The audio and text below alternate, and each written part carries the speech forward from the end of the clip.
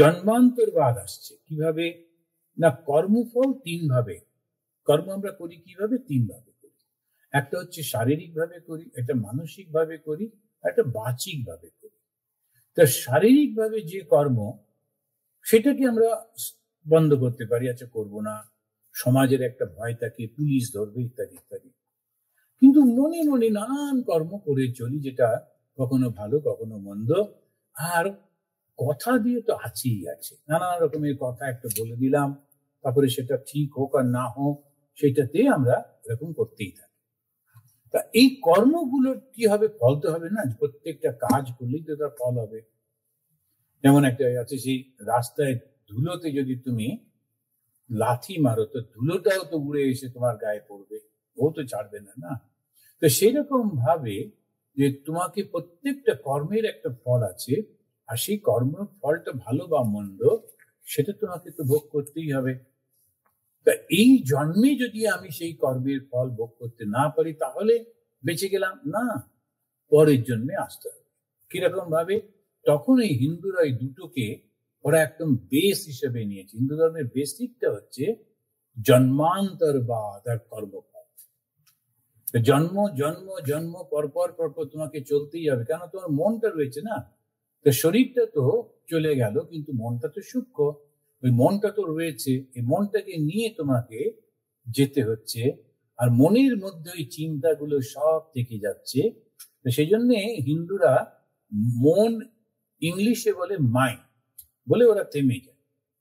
কিন্তু এরা বলে মন, বুদ্ধি, চিত্ত, অহংকার। এই সনাতনপন্থীরা, হিন্দুরা, তারা বলছে মনটার আবার চারটে ভাগ করতে হবে। কি কি? একটা হচ্ছে মন, বুদ্ধি, চিত্ত আর অহংকার। মনটা কি?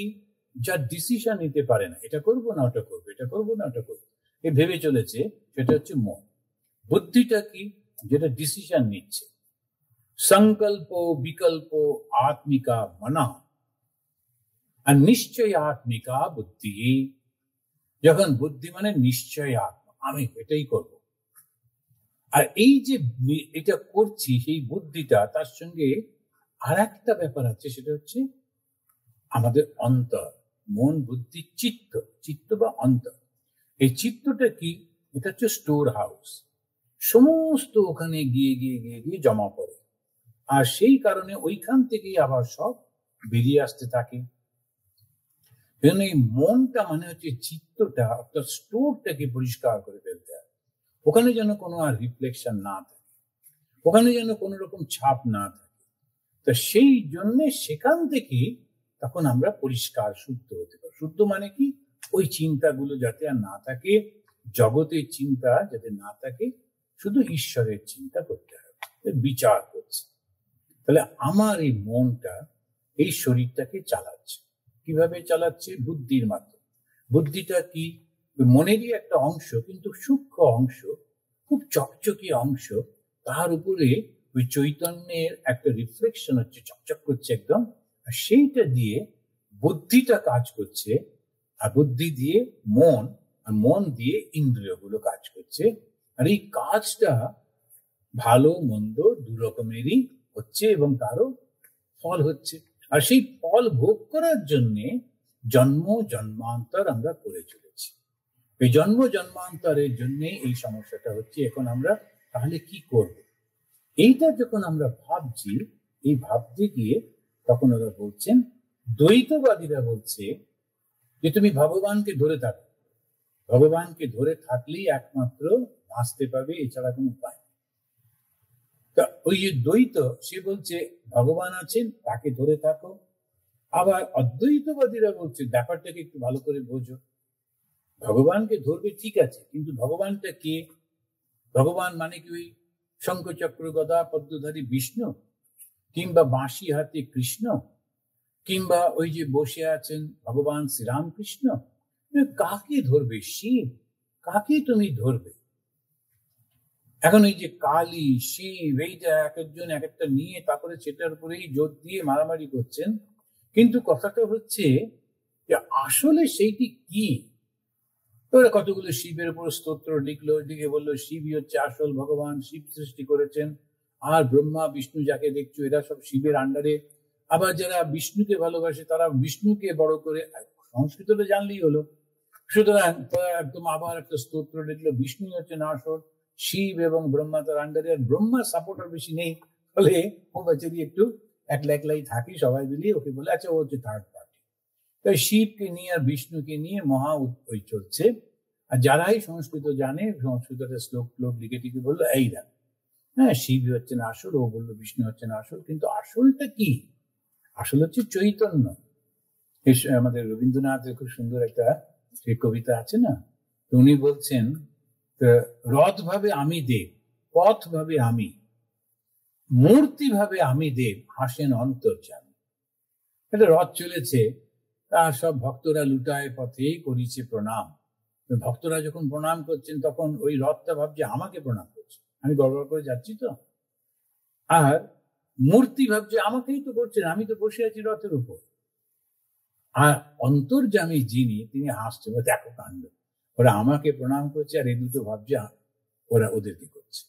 তা আমাদেরও তাই হয়, লোকেরা যখন এসে প্রণাম করে তখন আমরা ভাবি ও আমাকে প্রণাম করছে, আপনি আশীর্বাদ করছি, এই সমস্ত নানা রকম হতে থাকে।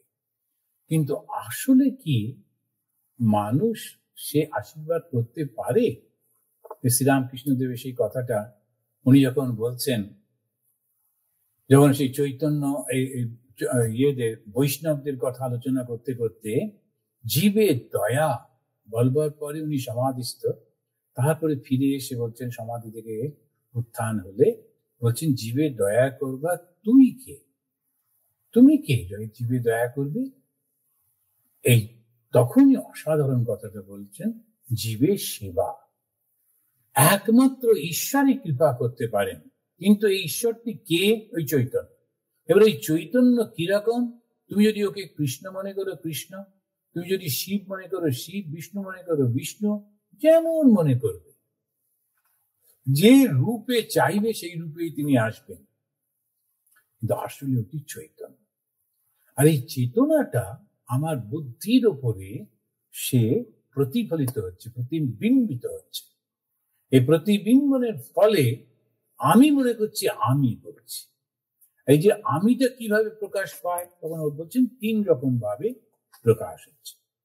মত আত্মনা, এটা বলতে গিয়ে বলছেন মত আত্মনা, আমার থেকে অভিন্ন। সেটা কি? জীবস্য দেহা, এই জীবের যে উপাধিটা দেখছো আমার থেকে, জীবটা আসলে আমি, আমার থেকে অভিন্ন। জীব যে জীবাত্মা যেটা আমার থেকে অভিন্ন। এখন ওই যে রিফ্লেক্টেড লাইট, ওটাও তো লাইট, ওটাও তো আলো, আসছে সেই সূর্য থেকে। এবার এই আলোটা কিন্তু সূর্যেরই আলো, মাঝখানে আয়নাটা রয়েছে বটে, আয়নার দ্বারা তুমি ওটাকে অন্য জায়গায় পাঠাচ্ছ বটে, কিন্তু আলোটা তো সূর্যেরই।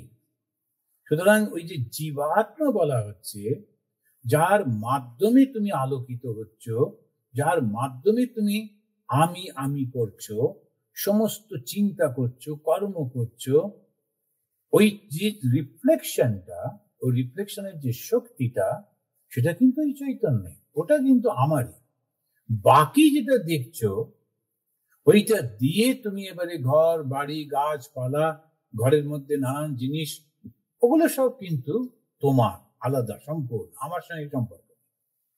এইটুকু শুধু জানতে পারলেই হয়ে যাবে। ওম শান্তি শান্তি শান্তি, হরি ওম তৎসৎ।